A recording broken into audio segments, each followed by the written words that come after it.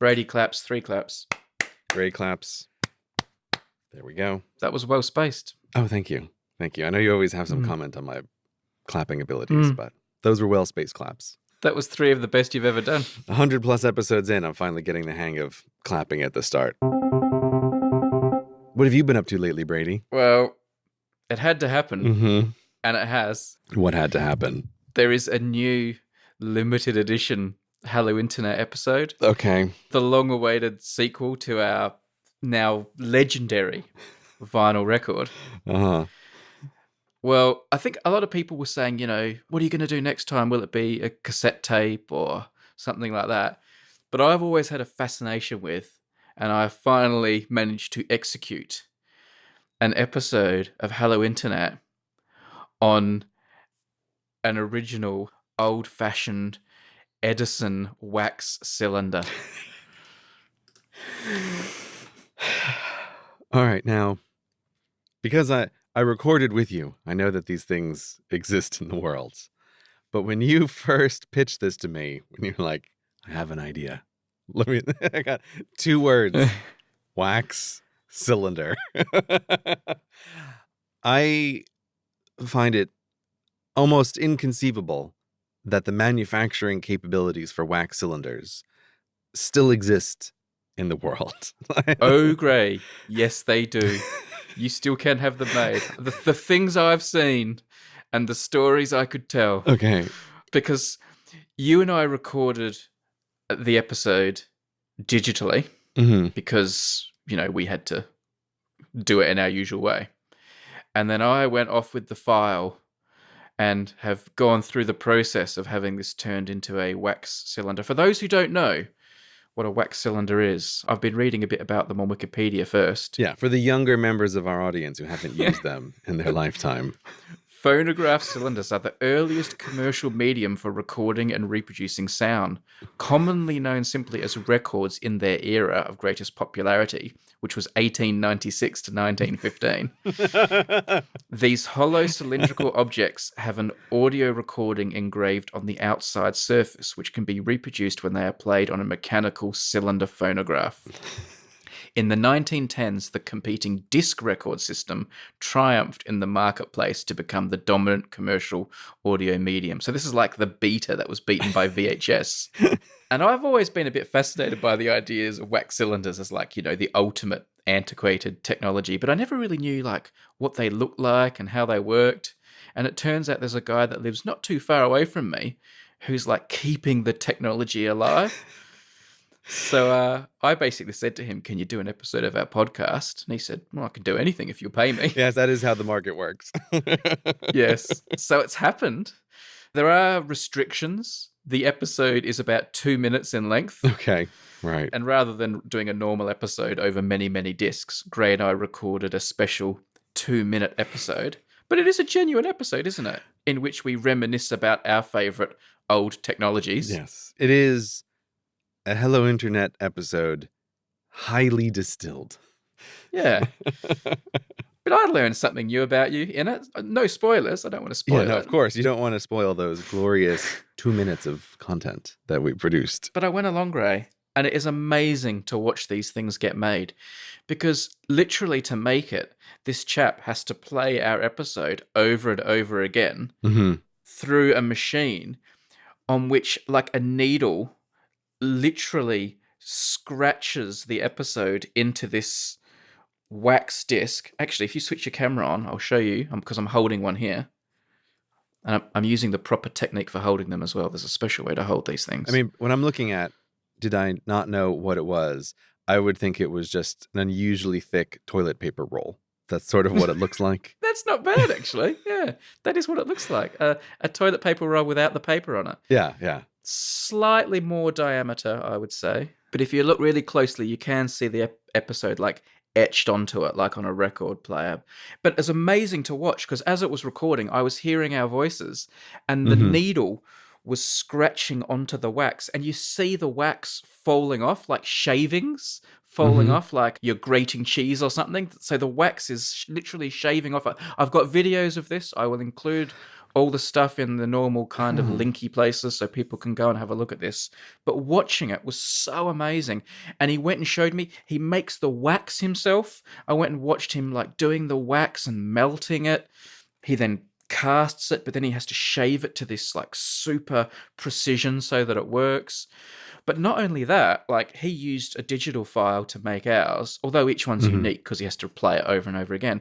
But you can actually speak into this giant like cone horn thing, and you can actually talk onto the wax disc, and you can watch your voice live, like getting etched onto it. So I made like a little ad for Hello Internet for the cylinder, and we recorded that live onto a cylinder, like, and you're watching the wax fall off as you talk. Like your voice is literally being captured in the wax. It's awesome. So watching our episode being carved into the wax, it must be like watching Michelangelo carve David out of a block of marble.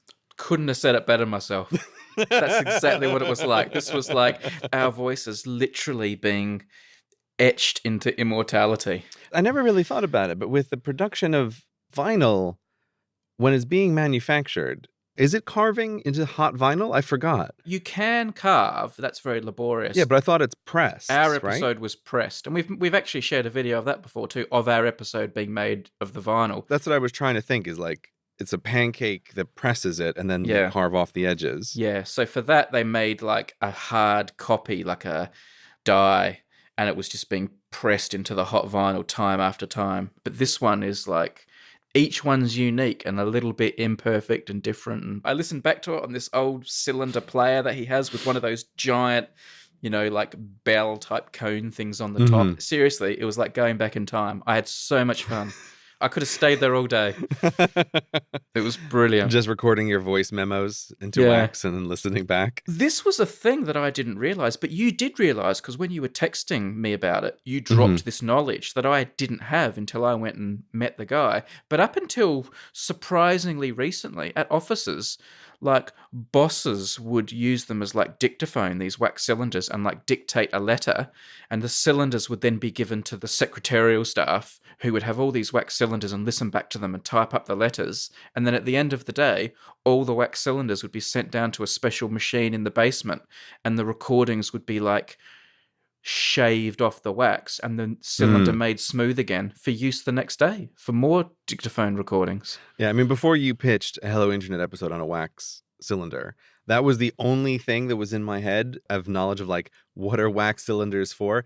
For Edison yelling at his secretary through a recording, like, I think this is all this is for. Yeah. It just never occurred to me that you could, in the modern age, do the thing that we do, which is like have the recording and then industrialize producing copies of us talking in like a little brief Hello Internet episode. His system is so antiquated, though. I believe he had to take our digital recording that I gave him and like transfer it onto like a cassette tape or something, which he could then play out of a different machine to record. But see, this is just an extra selling feature because it's such the warmth, Brady. It's the warmth that these two analog mediums bring to the recording.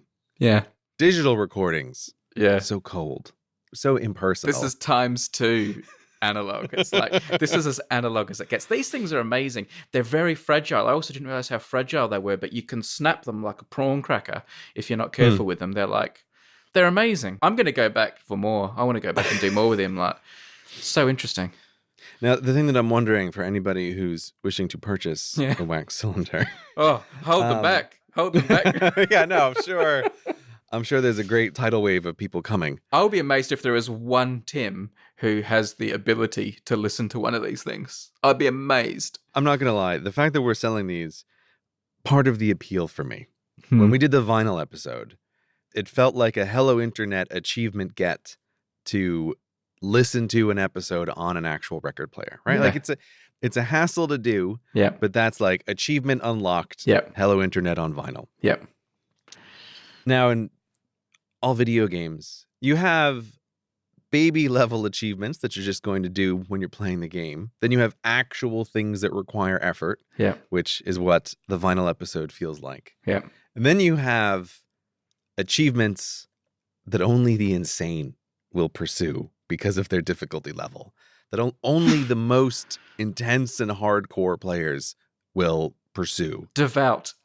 Yeah, the devout. And that's why this really appealed to me, because I thought, how many people in the world, if their life depended on it, could find and use the equipment to play a wax cylinder? You can buy them on eBay, Gray, these phonograph cylinder players. Because I said I want one. Because, of course, I want to be able to listen to my copy of it. I have listened to the episode on wax at his house, but I want to be able to do it at leisure. Right, and no, of course. He seemed to think I could get one for the ballpark of over £100, so $150 or so. I'd be surprised, but that seems crazy to me. Yeah, he repairs them as well, so he'll be able to fix one up for me. But yeah, although again, perhaps like the dinosaurs attacks market, there's going to be a spike in the price of wax cylinder playing equipment very soon. I don't imagine anyone I don't imagine anyone buying one at all. But if they did, I don't imagine people buying this for the playing. It's more just for like the object, right? That it looks cool, because I've almost finished having like special labels designed and made, and they're going to look old school. They're going to be designed in the way they were back in the day. So it's more just for the object itself. But to give you some idea of where I expect demand to be, at this stage I've had 10 made. Right. Thinking that you and I can have a couple each. And then I don't know what will happen with the others. But you never know. There may be an untapped market for wax cylinders. And if so, my man's on standby. I said to him, look, if demand goes crazy, if the Tims want wax, can you deliver? Right. And he said yes, reluctantly.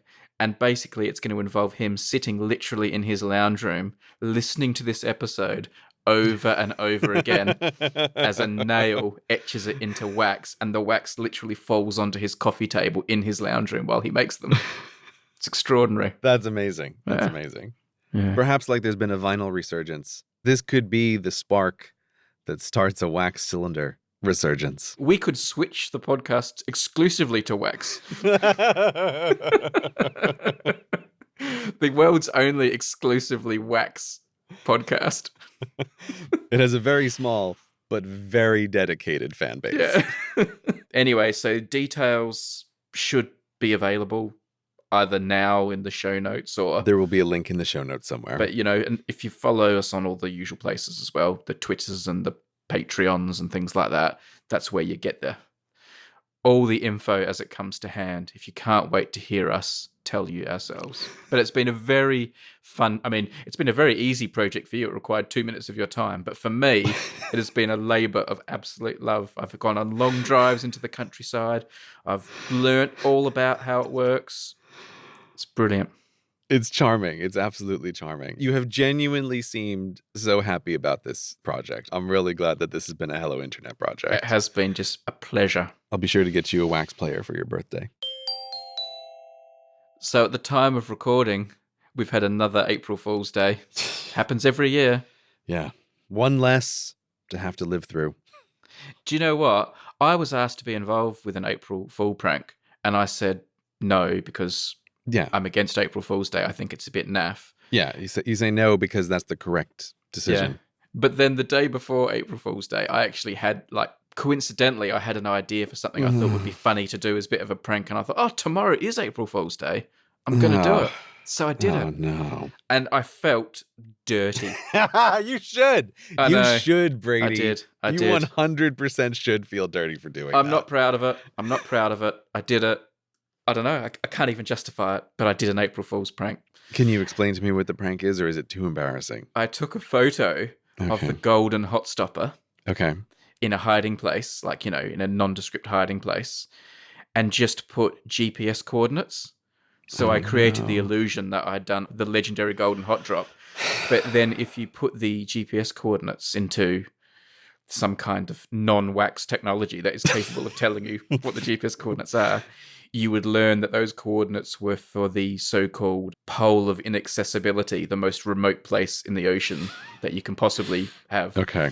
The ungettable place where they try to land satellites and things like that. So that was my little gag. It was very Hello Internet-y. Golden hot drops. It had geographical locations of interest. I'm not proud of it. Look, the wax cylinder You ran past me, and I approved immediately because it's an amazing, fun idea. That is not an April Fool's joke. I actually have made them. No, I know. But what I'm saying is, I heard nothing of this idea. No. And you didn't run it past me. Oh, hey, what do you think of this idea? I think you didn't run it past me because you knew. You knew I would give you no encouragement in No. this endeavor. No, you would have stopped me, and you would have been right to have done so. But I can't change it, all right? It's happened. Let's move on. Look, we all make mistakes in life, and participating in April Fools is one of those mistakes. But April Fool's Day has found a new way to annoy me. Okay, please. A different way. Well, there are two new traditions now that people who are too cool to do April Fool's jokes do if they still want those sweet, sweet clicks. Right, you got to get the clicks, of course. Yeah. And they are, you either write a listicle about great April Fool's jokes of the past. Right. 5 great April Fool's jokes. And they're like, the ones you always see, like the BBC Spaghetti Farm one. So they do that, the listicle, to cash in on April Fool's without having done one. Right. And the other one is 5 amazing stories that are happening today that aren't April Fool's jokes. Can you believe these are real stories today? Everyone does that article. Oh, clever. The reversal. Yeah. 5 things in the news today that you thought were April Fool jokes, but they're not. And everyone does that. And they've been doing it for years now, and they think it's really original. I would almost rather an April Fool joke than have to read another one of those lists of stories that aren't April Fool's jokes. Why so down on the reverse April Fools? You got to find an angle for the story, right? No, because you don't have to find an angle, and because it's unoriginal, but they think it's original. There's nothing worse than people thinking they're being really, really original when they're not. Nothing is original. Nothing is new, except that. Wow. There are no ideas left. The last one went about 8 years ago. Okay. But, I mean, when you say that, that actually feels quite freeing. Just like, oh, well, if we're all out of new ideas, let's just go. Then we're fine. I'm curious, though, Brady. Is there an acceptable angle to you? Is there a way that you would be fine with an April Fool's joke? Possibly, but it's entirely at my discretion and on my whim. Okay. And I don't know what that is. You'll know it when you see it. Yeah, it will depend on my mood and how hungry I am at the time when I stumble over it. Okay.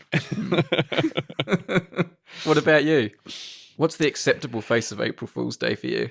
I don't know. Something that's just not dumb. Here's the problem. I used to make like snarky tweets on Twitter about how like April Fool's was the annual stay off the internet day. It's just like, hey, everybody, take a step back. Like, it's just going to be so dumb. And this year it caught me off guard because I didn't have that in the forefront of my mind. And I was just on YouTube and it's like, oh, God damn it. Like a couple of people's stupid videos caught me out for like, why did this channel upload this ridiculously dumb thing? Oh. Yeah. Great. Thanks for wasting my time. I am having a bit of a pushback against the anti-April Fool's Day movement, though, as well. Like, I'm almost jaded by that. That's how cynical I am. That's what a grump I am. That's why you don't like the genuine articles on April Fool's Day. Yeah. I think about those prank channels. What makes a good prank is that the prankee should laugh when they discover that they're in on it, right? Yeah. And I feel like the April Fool's thing should be good for the person who was fooled. Yeah. Like they should have the feeling of, oh, that was really clever. Well, great. Can I come back to my April Fool then with the golden hot stopper? Because this is my justification for it. And I'm not really trying to justify it. I will take my medicine and admit that it was naff. But the thing I liked about it was it riffed on the idea of the golden hot drop, but it sort of posed the question in your head, if we were to drop the golden hot stopper, if we were to hide a hot stopper made of gold with a diamond in it, where would we put it? The pole of inaccessibility. That would be like the hardest place you could possibly put it. The most challenging hot drop you could ever have would be that hot drop. So if someone then put those coordinates in to find out where it was in their excitement, and then they realized they'd been fooled and I hadn't actually done the hot drop, they would still think, the pole of inaccessibility. Do I know what that is? Do I not know what it is? Should I read a bit about what it is? Why did you choose that place? I felt like there was like discussion to be had. It wasn't just, ha ha, I made you look. don't you feel silly? It was, oh yeah, it's an interesting place, or I know that place. Oh yeah, that would be the place to do the golden hot drop. I'm not No. justifying it, but I do think it wasn't. I wasn't just making people feel duped. It was like, oh yeah, of course, yeah, cool place for it. That is where you'd put the golden hot stopper. Yeah, I'll give that to you. You were not engendering the feeling of dupedness in people. Yeah. But that falls astray in my mind of a different problem, which is like the brief excitement crushed. Yeah. And time wasted. And I did waste time. The time there is relatively minimal. Like, I'll give you a pass on that. All right. But I think it's more like, my God, is the race on? Is there Yeah. going to be an Indiana Jones style hunt across the world for the golden hot stopper? That Yep. would be amazing. And then it's like, oh no, it's a joke. Okay, let me ask you this. Yeah. Because I haven't seen it. Did you at least photograph yourself like the old lady in Titanic holding it out over the water so that it would seem like a possible drop? No.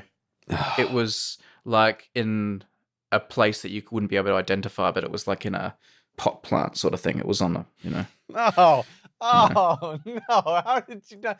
It should have been over water, Brady. It should have been Yeah. over water. Okay, you're right. You're right. I didn't commit that much time to it. I think I might have wondered if you put in the wrong coordinates. There's what I did. And you're right. It probably would have been better if I'd. Oh, yeah. This just is what, like over a path in your garden or something? It's done now. It's done. You did get 12 retweets.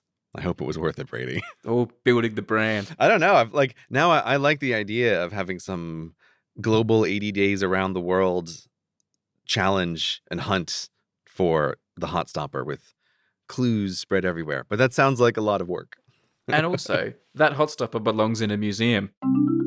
This episode of Hello Internet is brought to you in part by Away, first-class luggage at a coach price.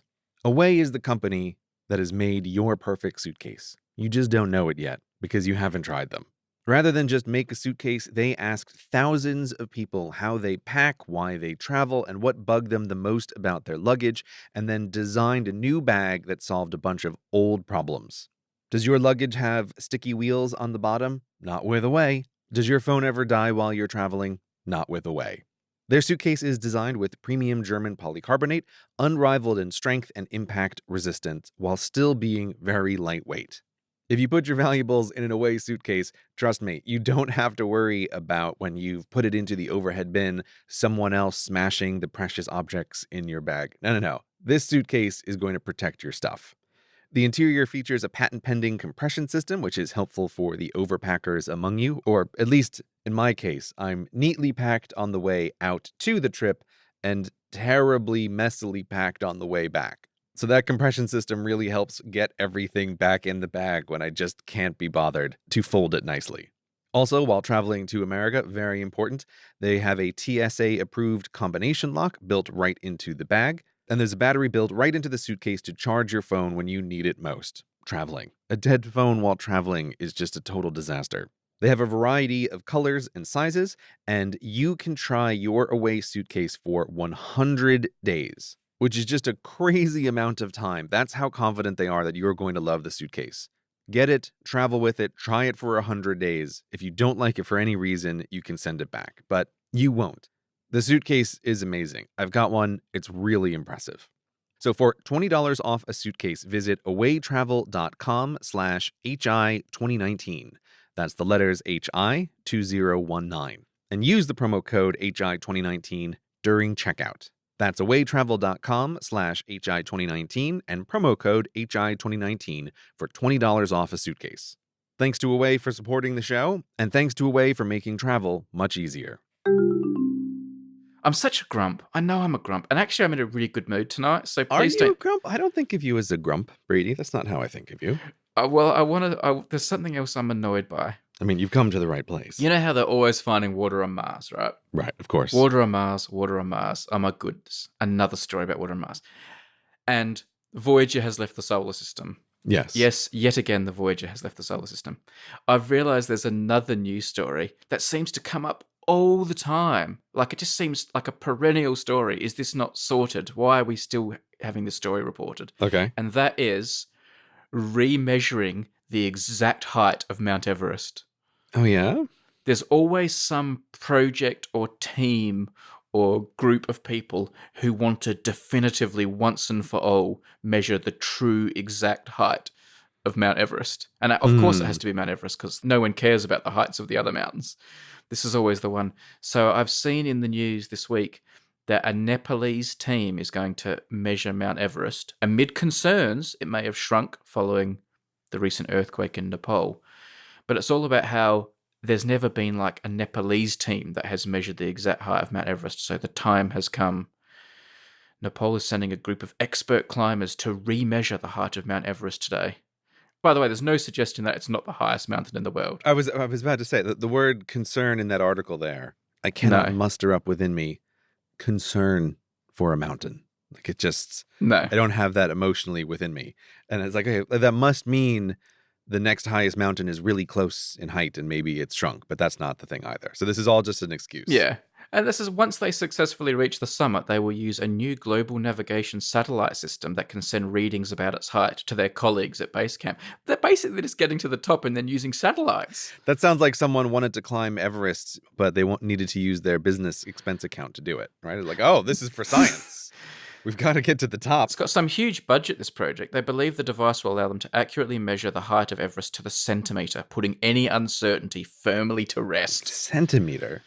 Okay, maybe I'm an idiot here, but surely annual temperature changes must cause Everest to expand or Yeah. contract more than a centimeter. And also, I'm pretty sure there's like snow at the top. There is rock. I guess they're going to have to dig down through a bit of snow to the rock. Yeah, measure from the rock. I don't know exactly how they decide the highest bit of rock. And the highest bit of rock, presumably, is like a millimetre higher than the bits of rock to the left and the right of it. And if someone's always wanting to touch that point and put their GPS on that point, is that getting chipped at and like, I don't know. Or I'm thinking like when you walk on the beach and you see those guys who just balance a little tower of rocks at the top, surely someone's going to do that on top of Everest. I need to know, but it has to be true that there's thermal expansion and contraction of Everest. That can't not be true if I know anything about physics.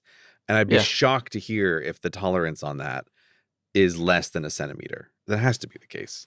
You'd think something as big as Mount Everest would even be affected by like the moon and tides, because there are tides in land. So surely it's being pulled up and pushed down as the moon does the business too. Yeah, this sounds like a ridiculous boondoggle. That's what this sounds like. They just, oh, we need to buy a new satellite. We wanted to climb to the top of Everest.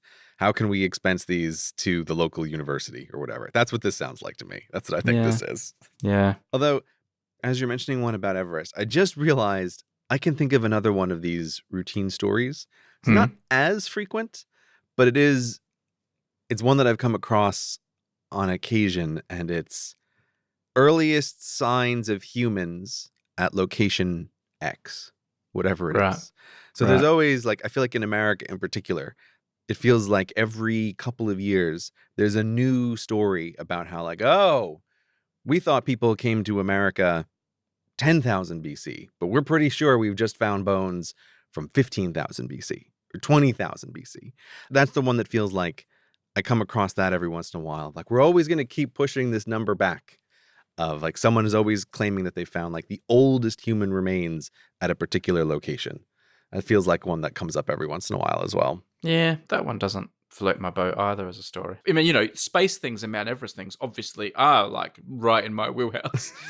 So I am interested in these subjects, but I don't get too into like early humans. Like I'm a bit like, I'm more interested in people who like from about 200 or 300 years ago, because I always wonder how much like me they were.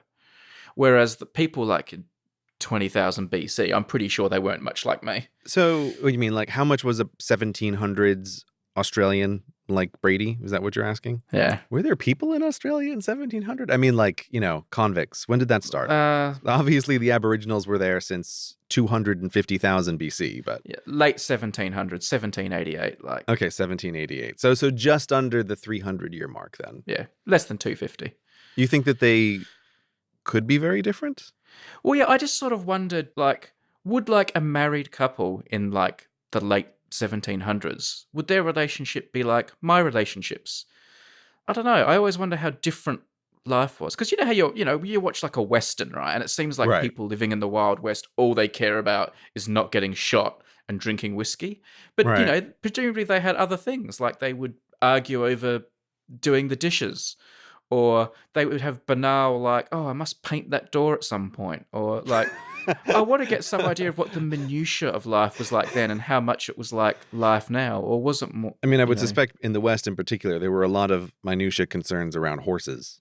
People were like, "Oh, I need to put a fresh coat of paint on this horse." Yeah, well, And then the guy in the saloon is like, "Is the horse bigger when you put the paint on it?" And yeah, obviously, you idiot. Of course, it's yeah. bigger. But like, did they kiss the same way? Things like that. I know that seems silly, but it's like, I don't know, just all that kind of stuff. How different was their life? So to pin down this question, you're thinking in terms of like daily life and cultural differences. Like if you took a baby born in 1700 into the modern day, like no one would ever know, right? Is that like a presupposition that you would have? Maybe it's more, if I went back, how easy would I find it to fit in? I don't know. I just think about them as I think you would not fit in at all.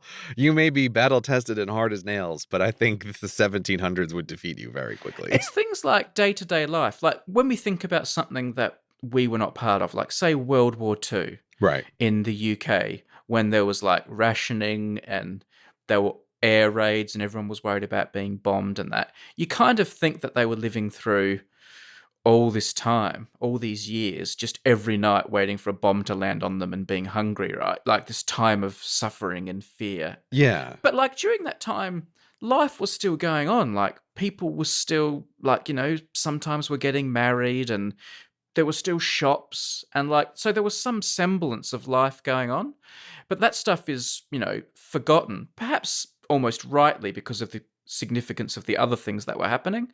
But that makes me more curious about it. Like, what was normal life like even during World War II if you weren't, having to fight the war? Like, what was their life like? Was there ever normalness? I'm thinking of when my wife and I watch Escape to the Country, like the old people that we are. They often talk about like, oh, the local history of this village, and because it's England, that like, oh, in the 1400s or whatever, things that are 20,000 years ago.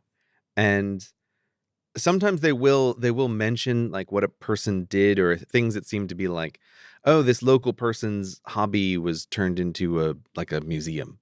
For example, there was an episode that happened to contain like, oh, if you go into this town, this manor has a museum that's a display of this tremendous seashell collection that this noblewoman had at the time. It's like the world's most boring program.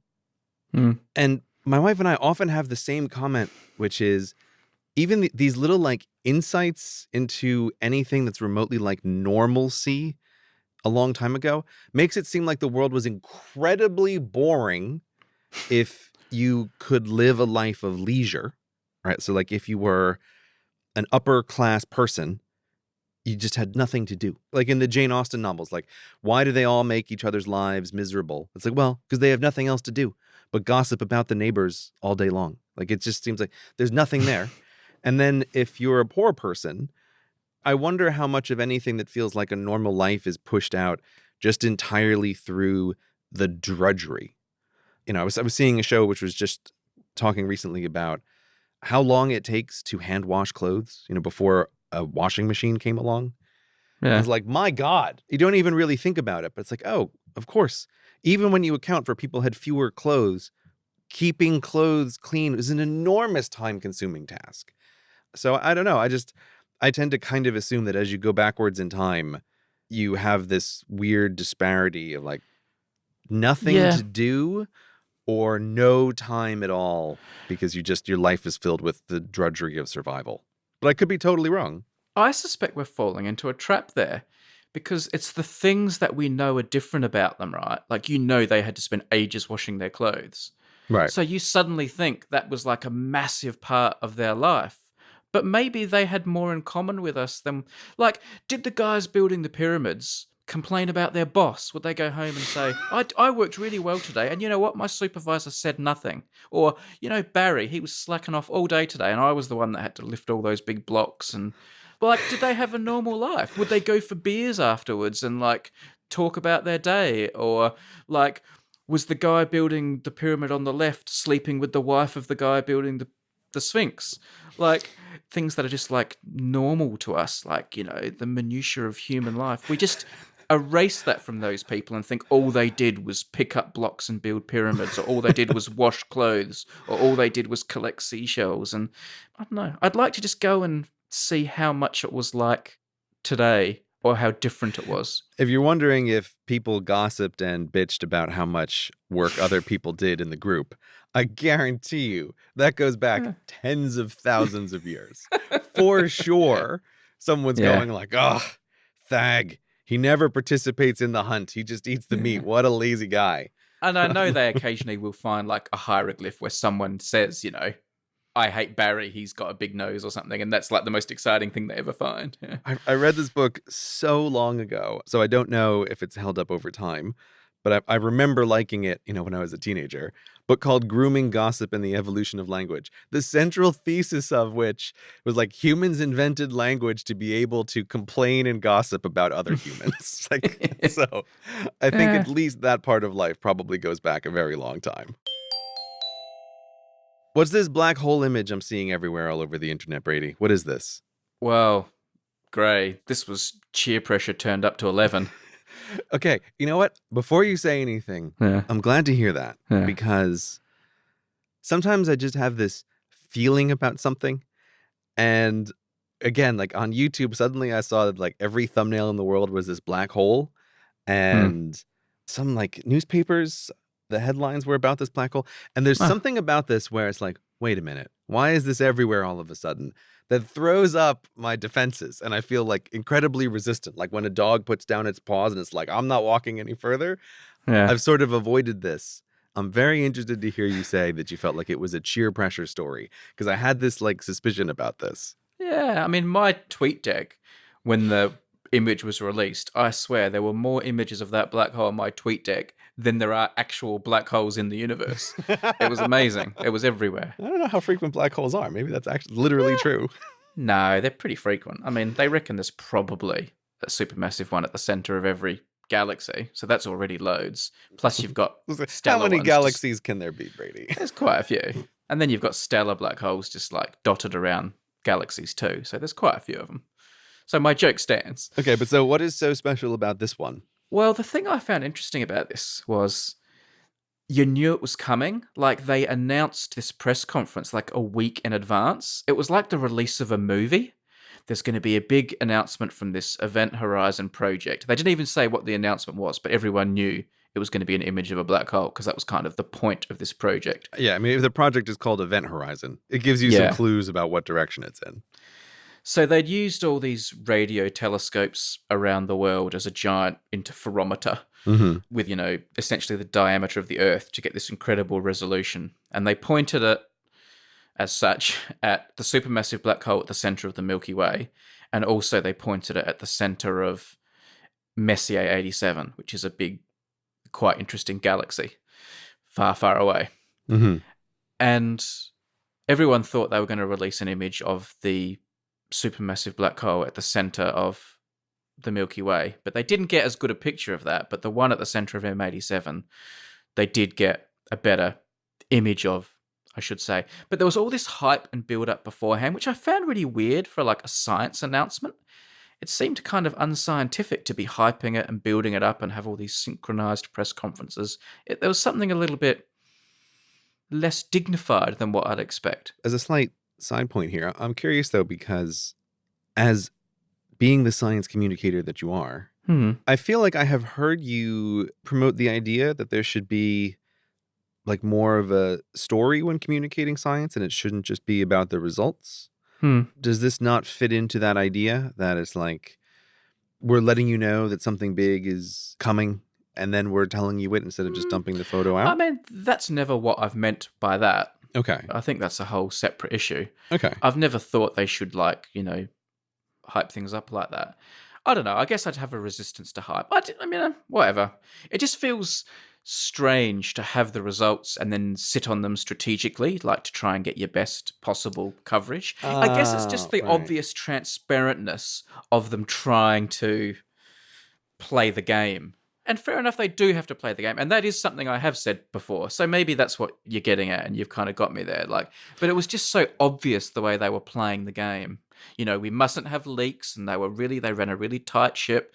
and no one could find out about it beforehand, and this is the day it's going to be released, and this is it was such a strategic thing to get maximum media coverage, and you like to think somehow they're not, but you like to think scientists are somehow above that, and this just made it obvious that they're not above that because they were totally playing the game. Yeah, just to be clear, I'm not trying to get you on that. I'm just sort of like, because like scientists genuinely, and especially in the modern world where everything is trying to soak up people's attention, it does often feel like science is fighting to even get any kind of attention, which is why they need to put astronauts in Spider-Man costumes and these kinds of things.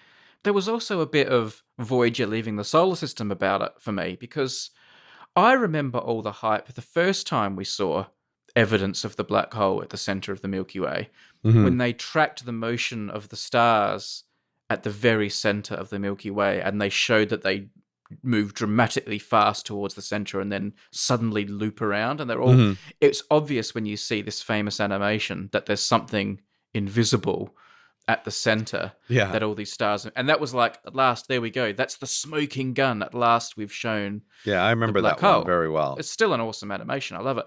So before the image was released, I was sort of saying to the scientists, so how is this different, am I actually going to see a black hole then? I didn't think you could see a black hole. That was the whole point.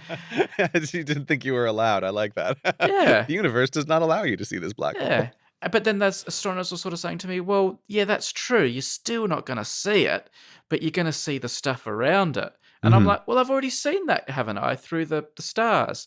And obviously what they released was different, because now what we're seeing is stuff closer to the black hole, the actual gas that's swirling around the black hole itself. And so it is different, but it did feel a little bit like we're still not seeing the black hole. We're still seeing what's around the black hole. We're just going a level closer to what's, and I can imagine in 10 years, there's going to be some new image of a black hole that usurps this one. And that's going to be the first time we've really seen a black hole. Like, I can just see this happening again. I feel like there are further levels that they're going to take this down, and we're going to forever be seeing the first images of a black hole of some sort or another. But don't get me wrong, I thought it was a pretty cool image.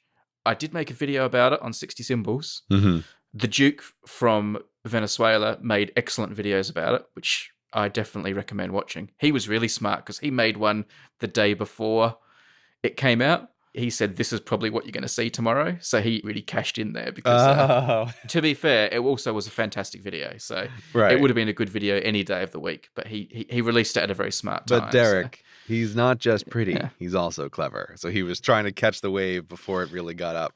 He did. And he did another one after the image came out. He did great even stuff. Better. Now he gets twice as many views for the one topic. 2 bites of the cherry. I couldn't be there, so I actually had to send someone else along to film it for me and then have it all sent to me via like Dropbox and edited all that night. But I was quite quick. I got it out quite quick as well. So I did try to catch the last remnants of the wave. So don't get me wrong. I was, playing the game too. And it was an awesome image. I thought it was a bit more worthy of the cheer pressure than some other things have been. Yeah. Have you seen? What did you think of the image? Yeah, I've just loaded it up. I don't know. This is one of these moments where, like, I get it. I get why this is... It didn't live up to the hype. But the problem is, there'd been so much hype about it that I was convinced it would be disappointing. And just like a few pixels. That when it finally did come out, I was like, that is actually not as good as the hype, but better than what I'd convinced myself it was going to be. So it was sort of somewhere in the middle for me. Like, this is a scientifically important image. Right. And like, I can already see it in all the textbooks and physics textbooks talking about black holes. Yeah. I mean, I would say that this counts as direct evidence as opposed to indirect evidence, like the planet orbiting is. Even though that indirect evidence is so solid, like even I in a court of law would convict based on that kind of indirect evidence. Like, yes. Okay. Please, like, this couldn't be more clear. The color's artificial, which I think people quickly forget. Like, it didn't even occur to me. It's like, no scientific image of space, like basically just assume all the colors are artificial. I don't know, like when you talk about there's a press conference and there's a big PR push behind this. I don't know. There's part of me, Brady, that sometimes wonders if it would just be better for science to try to mind its own business and not play the attention game. I totally understand why that is not actually reasonable because of funding and everything else. But I Yeah. just don't know how many people something like this captures or like brings on board to the team of funding science. I don't know. I don't think it's a big deal, but I also think unless you're already pretty on the science team, it's hard to look at this image and be impressed or understand what it is. If you're watching a Veritasium video about explaining the black hole, like you're pretty already on the science team. So I don't know. I'm not poo-pooing it, but I think like you, sometimes I just feel a little strange about these kinds of things. Yeah. I do Yeah. agree with you that in the future there will be another image of a black hole that's higher resolution, inevitably. And I would kind of like to see the black hole at the center of our galaxy. It's like, oh, somebody else's black hole is not nearly as interesting as ours. They did release that one. I didn't really, it kind of got a bit buried, but the Duke's video did mention that and showed it, but it kind of, because they didn't get as good an image of it, I don't think the black hole was probably wasn't oriented at the best angle or something. So anyway, it does exist, but it's not as pretty as the M87 one. So be it. Black holes. Yeah. Stay far away. I mean, they are awesome. Don't get me wrong. You know, that's as awesome as science gets. But we're not trying to downplay the coolness of a black hole. Today's episode has been brought to you by Hover, the premium domain registrar. You should know them by now. Gray and I both use them on a regular basis. But today I want to talk about a feature on Hover that often gets just like a cursory mention, but I've been using it more and more. Sure, Hover's the best and easiest way to register domains, has competitive prices and really good customer service. But what I think is really handy is how easy they make it to transfer your existing domains into the Hover fold. Because look, I'm going to admit it. Before discovering Hover, in fact, perhaps before Hover even existed, I did register domains elsewhere, and boy, are those domains a pain in the butt to manage.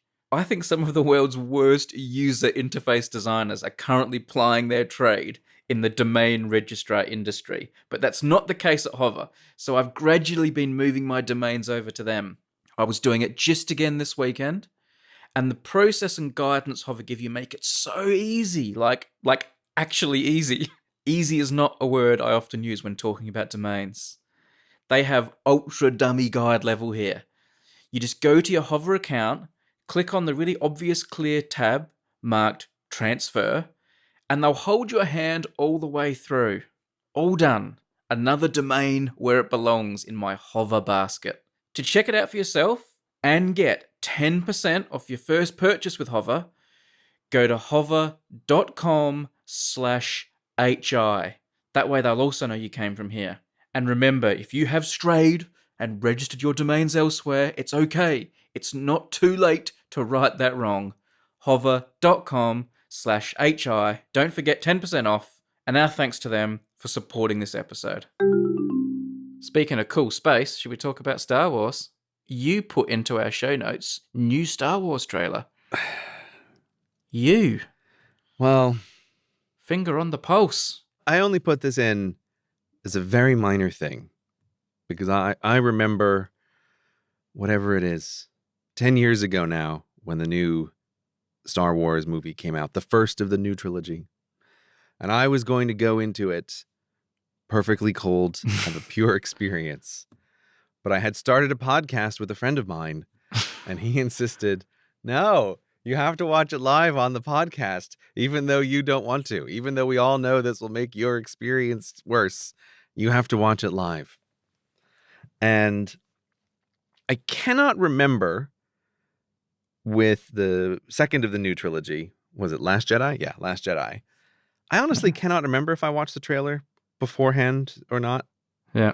But with this one, when I saw it come up in my recommended feed, I just went, oh, I clicked and I watched it immediately. And that is the behavior that I have for movies that I really don't care at all about. Right. I was so aware of it. It just caught me in a really funny way that I clicked. I didn't have a second's hesitation about should I watch this or not to preserve my Star Wars watching experience. I was just Yeah. like, click, oh, I'll watch this trailer. Okay, I'll see it. Seeing it feels to me as inevitable as the arrival of Thanos. And it's like, yeah, okay. This is just a thing. It's just a thing in the universe. But I feel like I've kind of couched this movie in my mind as this is the last one I have to care about, and then I'm off the hook. Yes. Yeah. Yes. 100% Brady. Yeah. I had that Yeah. exact same feeling of like, this is the last time I have to. Even though I don't care about it, this is the last one I have to. Like, I'm obliged to care about. Oh, that's amazing. I'm so glad And then you I'm feel free. that way. Yeah. Okay. All right. So I assume you watched the trailer as well. I have watched the trailer. I didn't seek it out. In fact, I think what happened was there were lots of stills from it in my Instagram Okay. feed. There were lots of pictures of the woman who plays. What's her name? Ray. She's good. I think she's a really good actress. But anyway. So I was seeing lots of pictures of her holding a lightsaber, and I was like, why are they? Is it her birthday today or something? Why am I seeing so many pictures of her? Right. Daisy Ridley. Is it May the 4th? Anyway, yeah, I thought it must be her. It must be her birthday, and then I realized, oh no, these are stills from a trailer. There's a new trailer out. So I swiped or pressed or did whatever I had to do and watched it. I watched it once, and then my wife heard the laughing at the end and went, oh, that sounds really familiar. Can you play it again for me? So I played the laugh at the end. And then she's like, oh, yeah, that's what it is. It sounds just like the laugh from Thriller. Okay. Right. Yeah. I could see that. And then I watched it again quickly before this episode just to get myself up to speed. So I've watched it 2.5 times. What are your impressions, Brady? My impression is that, isn't it amazing what a template pro forma cliche all these teaser trailers for Star Wars films have to follow now? Like, there has to be sound with no picture. Yeah. Like, just like breathing or some sound. And then suddenly a hard cut to a bright, stark picture from the blackness. Yeah. Well, I was trying to think, like, did they recreate the opening shot from the first trailer where the stormtrooper where guy the stormtrooper pops up? Yeah, it's like, Yeah. if I was like, was that shot for shot the same? I have no idea, but I wouldn't be surprised if it was. And then you have to very early on have a little, like a cliche Star Wars sound, like a TIE fighter sound, or a shot of a lightsaber. And then you have to have meaningful voiceover saying something that is supposed to be really important, but is totally forgettable. Like, we are all born with one destiny. And like, they could be saying anything and it doesn't matter as long as it sounds like wisdom. Yeah. It's like faux wisdom. You have to have some of that. And then you have to have some extraordinary visual effect that everyone's just going to go, whoa. In this case, it was like her doing some back cartwheel over a spaceship in slow motion. In another one, it was like, the Millennium Falcon doing some loop-de-loop. And then you have to have lots of really, really fast clips that everyone's going to pause and pore over every detail without knowing anything that's going on. And then you have to suddenly have a shot of total mega nostalgia. And this time it was like Lando Calrissian. Previously, it's been Grey Han Solo and things like that. It's this complete template, and this followed it like beat for beat for me. What you're saying there makes me think of, there's a great video on YouTube called How to Make a Blockbuster Movie Trailer. Right. And it does this. It's going through all of the classic tropes. Yeah. But what's great is that the video is nothing but white text on a black background, and it simply says what is in the movie, right? So it's like black opener, sound that you hear that right? And then it's like shot of main character. Yeah. And it's like it's totally true. Like the Star Wars one follows it absolutely perfectly. The only thing that this video does, which I absolutely love, is they're like serious remake of a classic pop song, right? So that it's like a dramatic movie. Yeah. Honest to God, I saw that trailer and I swear it like fell right out of my brain. Like I could barely remember anything about it except the two things that annoyed me. Like I just don't care. And like the magnitude of my inability to care is amazing. And I feel like you and me, Brady, we've been on this amazing Star Wars journey together. Lo, these many years. And I would not have expected it to end in an apathy all consuming. I would have assumed the most probable outcome would be like I'd hate it as much as the prequels, and now it is this feeling of like, oh, we're almost free, like we're almost free of this thing, and I just have to watch it Don't again. get me wrong.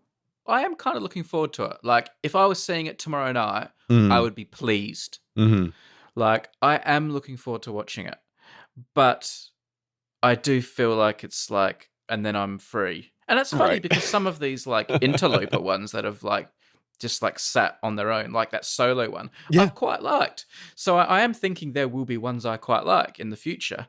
But this feels like this is the last one that matters. Yeah. And this is the last one that if it's be it good or be it crap, that matters because it's part of the 9 and there are like Right. 3 Right. good ones and then there were 3 bad ones and then there's this sort of mixed bag since. Like this is the last one that goes on your permanent record. Yes. Yes. That's an excellent way to put it. This is the last one on the permanent record.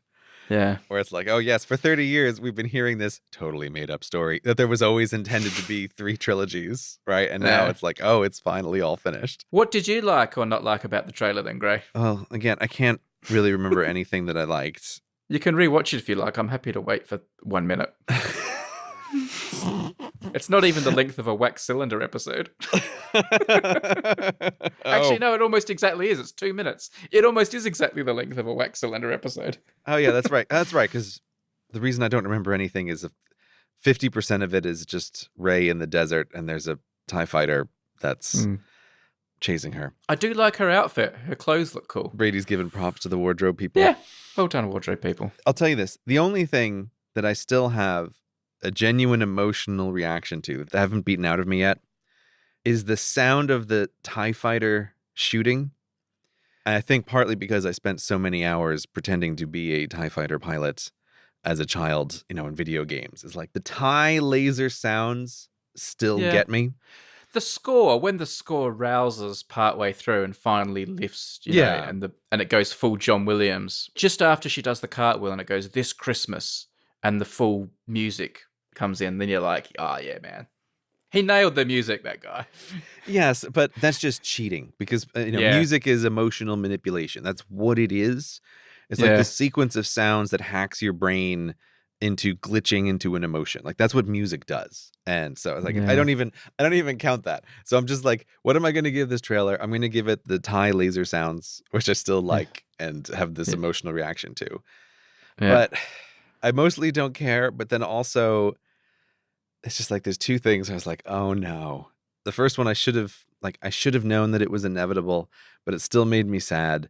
Was seeing Lando on the screen for a moment. Yeah. It just kills me because I've always totally loved Lando. Slightly fat Lando. Yeah, and that's like part of what it is like Luke and Leia and Han getting older. I'm fine with. Like I think it works in the trilogy as the main characters. Yeah. But it's like I want to think of Lando as like, well, hello, Lando, right? Like, I want to think of him in Cloud City and like being this cool guy who appears and kind of mixes up the main cast a little bit. And I've always really loved his appearance in the trilogies. And, like in Solo, which was surprisingly good, we have a young Lando. That's cool. That's fine. You can do a kind of different take on Lando.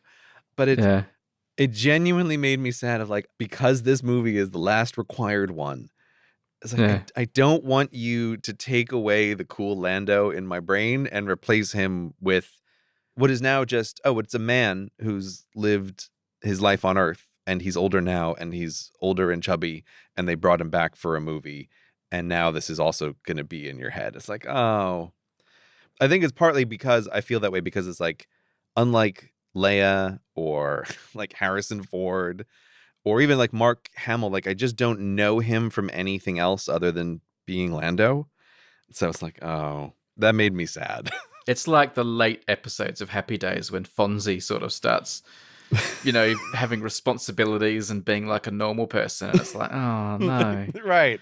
That's not what I want to see. That's not what I want to see. And now when you see Henry Winkler, who's had like a successful career as a director and doing other things, but when you see him as like a grey old man, but he still looks like Fonzie, but just like old, and you're like, oh no, No, that can't happen to Fonzie. Maybe it's because I was never very attached to Fonzie, but I think he totally redeemed himself in Arrested Development, which was like genius when Uh, he shows up. But I didn't watch that, so I'll have okay, to take I the will put, pass. I think whatever it is, the first 2 or 3 seasons of Arrested Development, the original airing of it, is like one of my top 3 comedies of all time. It's great. He's in it. He does a really good job. But Okay. yeah, it's just like old Lando. I didn't ask for this. I don't want this, and it's required, and I have to see it. But of course, you're gonna know what the other thing is. It's the big thing in the trailer. What do you think of the big thing in the trailer, Brady? Are you talking about the Death Star? The laugh at the end. Oh, right, yeah. I thought seeing wreckage of the Death Star was very interesting to me. Yeah, that's cool. Like I think that's interesting and Yeah. cool. I'm undecided yet about how I feel about it because I need a lot more context. But just the notion that there's like Death Star wreckage is an interesting thought. The laugh at the end of the trailer is ridiculous. Why is it ridiculous? I don't know what they were thinking. Well, it's just so hammy, and a bit corny. There's nothing good about it. Is it supposed to say, Palpatine's back? Yeah, Palpatine's behind it all. That's what that is. And that just makes me think, oh, let it go. See, it didn't occur to me, but watching this trailer and when the little Palpatine laugh comes at the end, I totally had this feeling of, oh, of course. In the last on-record movie, they want to establish it as canon that the Emperor is back in some form. If Palpatine is not dead, if Palpatine did not die in that shaft on the Death Star in Return of the Jedi, then my entire childhood has been completely betrayed. Because my existence depends on the fact that Luke Skywalker's dad finally came good and killed the Emperor. That turned years and years of thinking Darth Vader was bad and turned it around. And that's his legacy. Everything that is good about my life centers on that moment when Darth Vader looks at Luke suffering and says, I'm going to fix this and kill the Emperor. And if he didn't kill the Emperor that day, I will genuinely be devastated. Oh my goodness. Okay. Wait, now, that's brilliant, Brady. What are your feelings on Force Ghost Emperor? Well, I don't know. I'm not happy with that either because Okay. it feels like the one reward you get for being on the good side, the light side, Right. is you get to be a Force Ghost. It's like heaven. And if the baddies also get to have their own heaven, because obviously if they're in hell, they wouldn't be able to, do stuff, Right. have agency in the galaxy. If Right. being on the dark side means you also get to go and run amok in Ghost World, then what's the point of even being on the good side? Like, that's the reward. The blue light and living forever is your reward for making the right decision. You can't have bad Force Ghosts. Oh. I'm pretty sure that bad Force Ghosts are canon in the Star Wars universe, though. Okay. Like, I'm pretty sure that they are in like one of the TV shows or something. Don't talk to me about something in some book or TV show. Yeah, no. to quote. I'm with you 100% of like books and TV shows, whatever. I'm not interested. Like the movies that would count, but because it's Disney running the whole Talk show. to me about some book. Yeah. Like, yeah, I'm totally not interested. But I think it does open the door to them having Force Ghost Palpatine. That's like, we do this elsewhere. And now, again, we're just going to get it on the official record right before the end. Okay. And as we learned in the last movie, Force Ghosts can call down lightning from the sky. Like, they can interact with the world. I never really thought about, like, what is the afterlife? Like, what is the metaphysics of the Star Wars universe? I mean, that's the end of Return of the Jedi, isn't it? The end of Return of the Jedi, we see Anakin Force Ghost, and it's like, oh, phew, at the last minute, he redeemed himself, so he got to have a Force Ghost. He got to have the blue glow. Otherwise he would have been condemned to, Star Wars hell. I feel like I never really articulated that in my head, but like, obviously that's the thing. I just never really thought about it in such clear terms that the bad guys don't get Force Ghosts. They're just dead. I've got another question about metaphysical, like Star Wars heaven. Okay. If you're a good person and lead a good life, but you're not a Jedi, right? Do you not get to have like happily ever after eternal life? What happens to people after they die if they're good but they're not a Jedi? Right. So you're asking, is there heaven in general in the Star Wars universe? Yeah. Like, because they've established there is heaven for Jedis? Do only Jedis get heaven? That would be like going to church and being told, and the priest saying, I get to go to heaven, but all of you parishioners don't. Can you imagine that? Like, religion wouldn't work anymore if that was the rules. It would fall apart very quickly. Although, Yeah. like, I'm not sure I really agree with your concept that they are in Force Ghost heaven.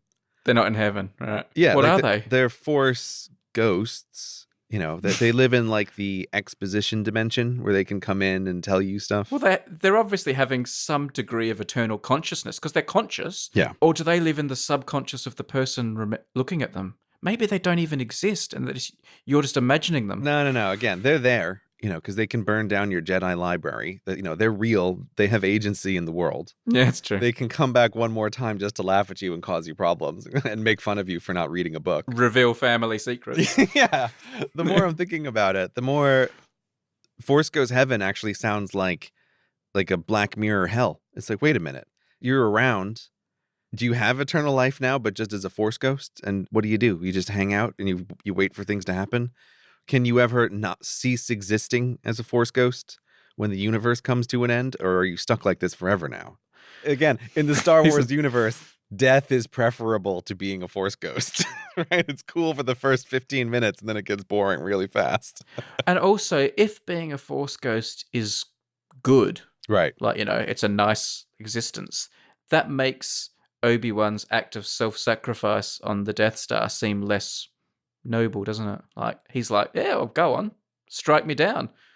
Then I'll be Right. a Force ghost and won't have to hobble around in the desert anymore. Although, again, I think it's is Qui-Gon Jinn is the first one who becomes a Force ghost, because I think that's the way that works. So there's actually not very many of them. That's right. Ah, those prequels. They announced something. Qui-Gon Jinn like invented Force ghostedness. Yeah, I forgot again, about that. they got that in. I think it was at like the 11th hour of the third prequel, where they're like, "Oh, hey, by the way, Qui-Gon Yeah. Jinn's around. He's figured out a cool trick. Let me tell you about it." He's working on it. He's working on something. Yeah. But if you think of all of those Jedis who got slaughtered in the prequels, and you know, Qui-Gon figured out something. It's like, hey, why don't we have an afterlife? That would be loads better. Yeah. Will it though? It won't be if you're stuck around for all of eternity after the stars have blinked out of existence and the black holes have radiated away to nothing. Like, that's not going to be any fun whatsoever. Yeah, then they'll be going, bloody Qui-Gon Jinn. Yeah, those what a bloody jerk. prequels. Everything was fine until then. Yeah, I don't know. I just like, if I'm trying to put odds on it, I give it near 100% odds that the Emperor is back in some form. 60% Space Ghost, 30% he just totally lived, 10% something really dumb that I can't think of. There's some sort of Brexit thing going on here, isn't there? Where we don't know exactly how he exited the films. Right, yeah, but he's going to be back, you know, 10%, we'll divide that up, like 5% chance it's a clone. There's an Emperor clone who just happens to be exactly the same. Or brother. Yeah, brother. That's exactly where I was going to go. His brother. Yeah. I never told you I had an identical twin brother who I was training as my replacement. You know, something dumb. We were separated at birth. Yeah. He's growing up on a desert planet. For sure he's coming back. And it's just like... What did you think of the laugh itself then, Gray? Like, as a dramatic moment in the trailer? It's silly. I think they should have had him say something. I mean, look, here's what you should do. If you want to bring back the goddamn Emperor, it should be a surprising moment in your film that shocks people. If you're, say, trying to achieve an artistic goal of, oh God, everything that we've ever fought for has been for nothing, and this war will continue on forever because the mouse will never let it stop. Like, you can make that like a dramatic moment in your film. Yeah. But if what you actually want to do is, after a disappointing previous movie, try to make sure that everybody buys a ticket to this movie, you want to have like emperors in it. Hey, everybody, the Emperor. Yeah. You remember him. The best part of the prequels, he's in this and he's laughing and he's being evil.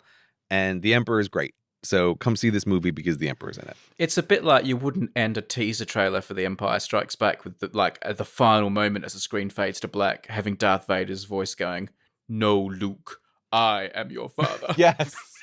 Yes. That's exactly right. Like, you'd sell a bunch of tickets with that trailer, but it's like, oh, yeah, you've robbed the movie of everything that it could possibly be. What do you think of the name, The Rise of Skywalker? It's a strange name. Hmm. My initial thought on it is, I don't know if you remember, but in the first movie, they don't call them the rebels. They keep calling them the resistance. Hmm. And I found that really annoying, but it makes sense like, oh, we can't have the rebels because we used to have the rebels. But the long-term plan, I'm convinced, was always to get them back to calling them the rebels again. And I can't remember what stupid nonsense happened in the previous movie, but they eventually did like the linguistic change of like, oh, we're not a resistance anymore. This is the rebirth of the rebellion. Right? So like, okay, we can just use the word that we actually want to use. My suspicion is Rise of Skywalker is going to be some kind of sneaky way to get the Jedi back.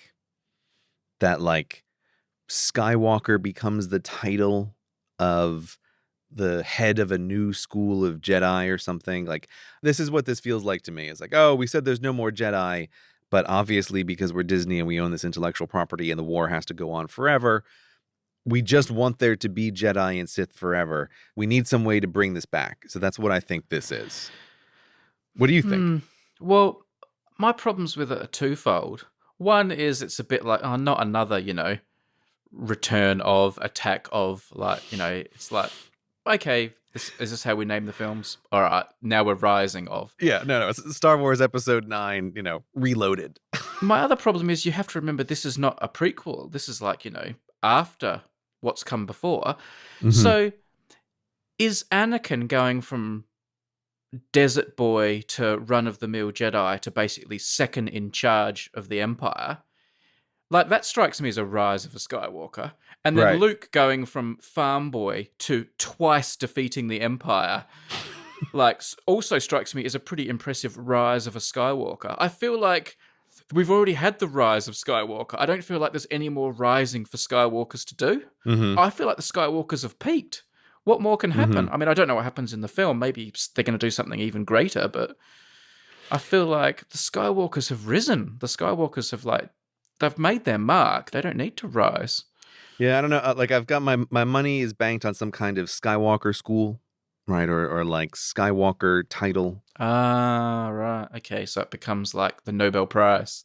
Yes, that's right. Right. That's Okay, right. you get the Skywalker medal because we see the medal, don't we, at the being fondled at some point in the trailer. The New Hope medal, presumably, that they get presented with. Okay.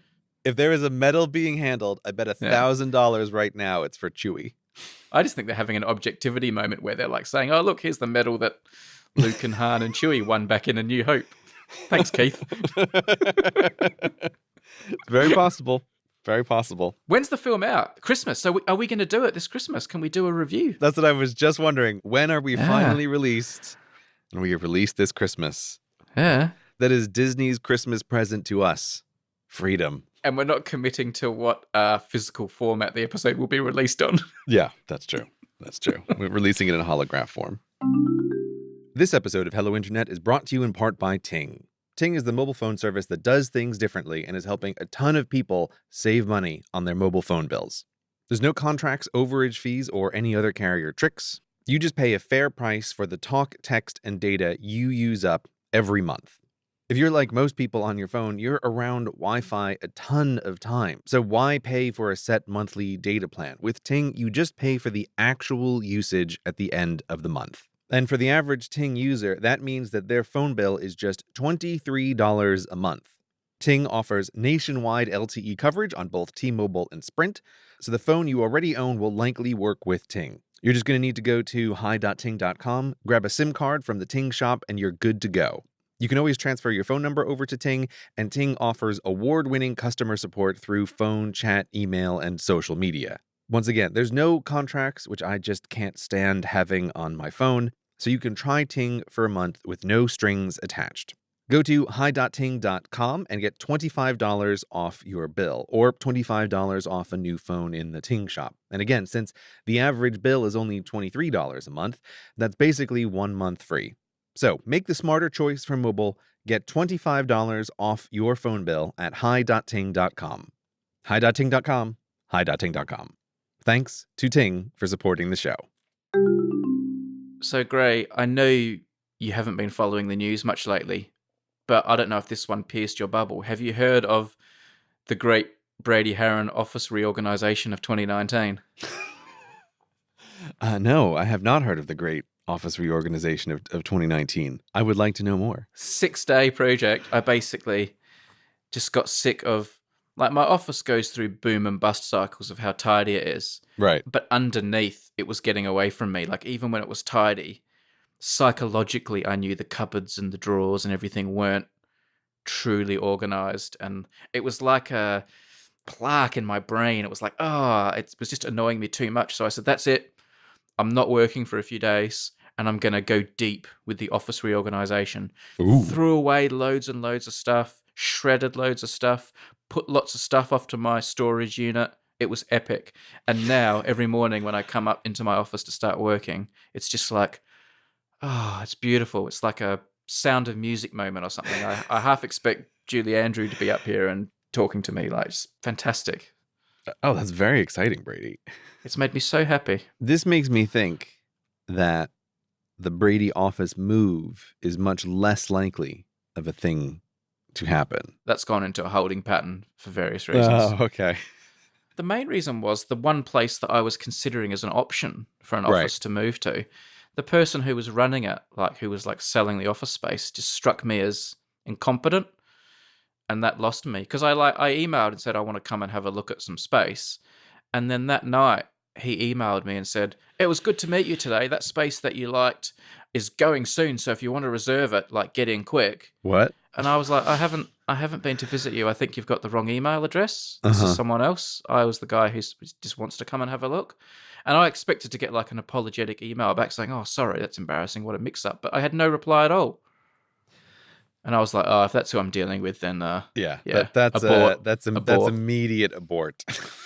Yeah. When if you have that kind of interaction, this is how it's always going to be forever. But I feel like I have a new office now anyway, so it's it feels nice at the moment. That's really exciting to do. That kind of stuff is great to do, of clearing it all out, trying to make your office a smooth, well-oiled machine. I have one thing left on my desk. Okay. That is an interesting object, though, and I've been meaning to talk to you about it. Okay. Because when I bought my new iPad recently, and I texted you and I said, do I get the keyboard with it? Do I get an Apple Pencil? And I was asking you what specs I should get in that. Right. You told me to get the Apple Pencil. Yes. So I've got my Apple Pencil here, sitting in its box. The box is open, but it sits in the box as a ceremonial holder. Do you know what? I have not used it one time. It has never even touched the screen of my iPad. Not even once. That was a bum steer. No.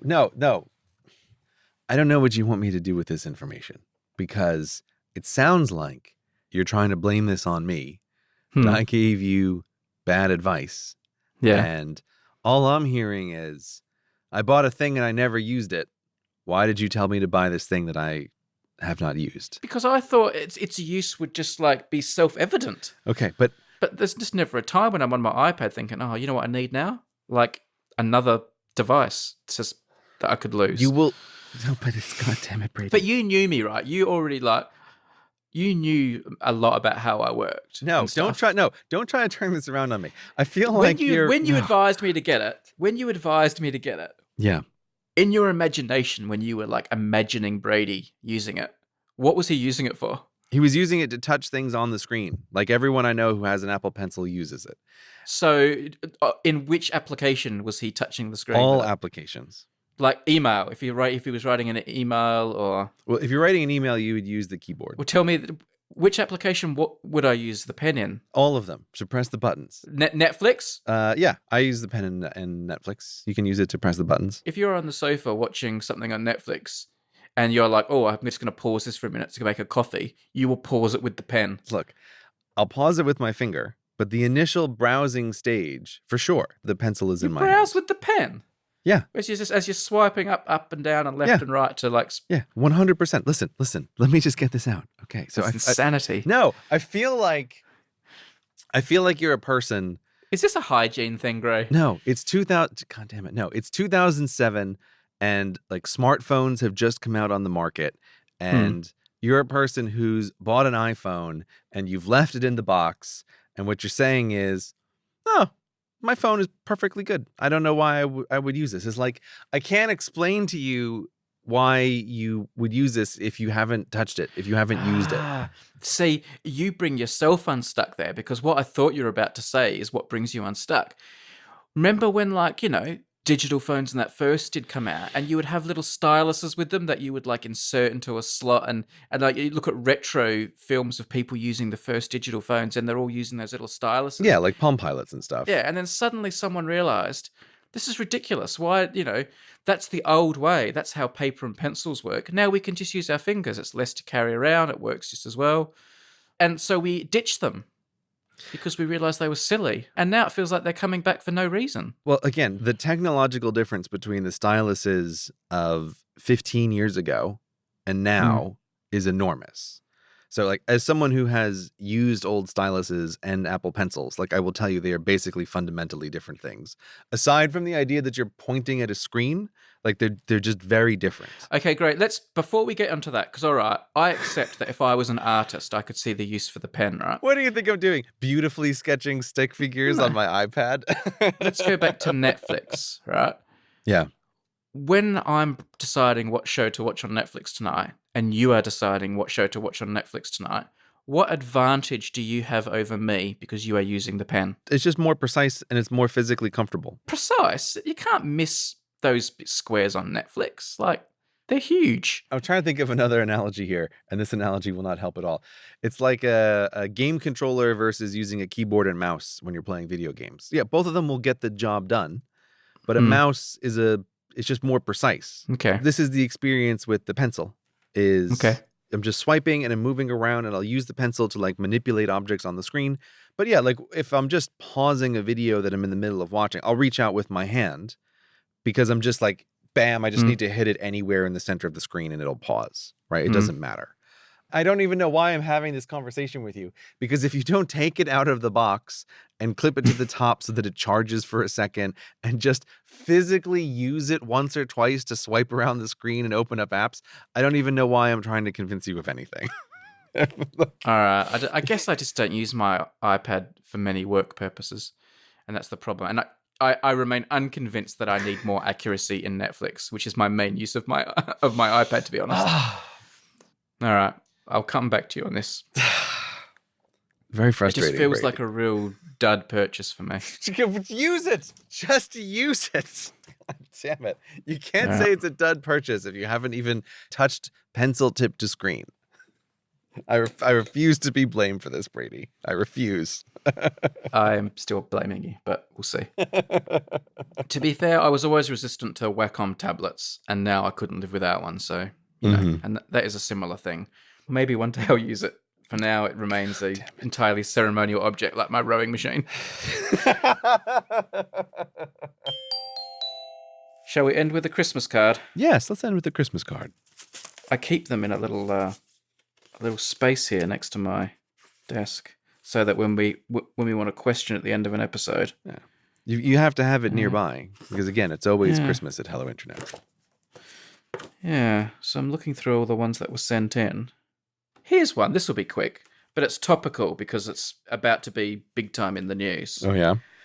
And the question was, the person just said, I would love to hear both of you talk about Game of Thrones, A Song of Fire and Ice. Oh, my God. And they also have glitter all over this. Oh, you bastard. Is that... Oh, my nice, tidy office. Oh, perfect. That's beautiful. God damn it. Christmas is very glittery, Brady. You always have to watch out. I'm always really careful about glitter with these things. I'm not sure it came off that card or another one underneath it, but I'm covered in glitter.